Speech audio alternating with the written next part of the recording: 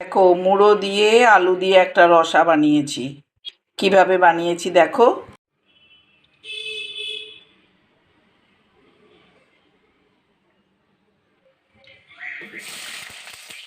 আলুটাকে ভেজে নিচ্ছি, মুড়ো দিয়ে একটু মুড়ো ওই ঝোল মতো করব।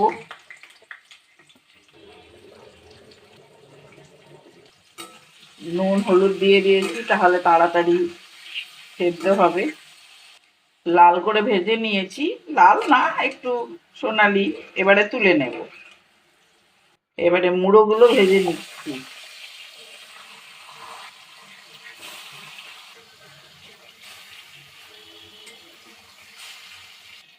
লাল লাল ভাজা হয়ে গেছে, এবারে তুলে নিচ্ছি।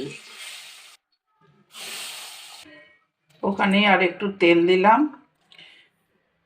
জিরে, তেজপাতা,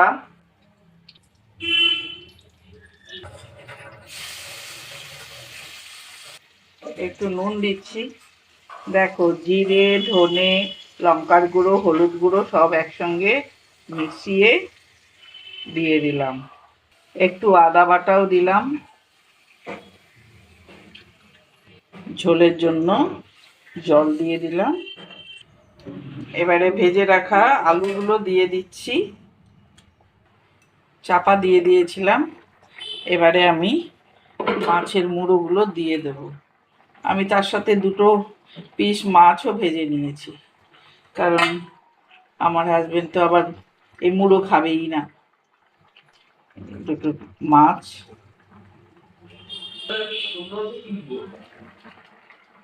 দেখো হয়ে গেছে। এবারে একটু গরম মশলা দিচ্ছি, আর দিচ্ছি একটু ধনেপাতা কুচি।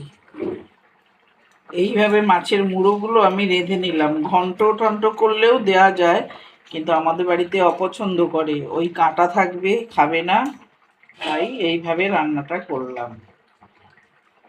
আমি ডাল করলেও তাতে গোটা গোটা মুড়ো দিই। দেখো, মুড়ো দিয়ে আলু দিয়ে একটা রসা মতো করেছি। খুব সুন্দর হয় এগুলো খেতে।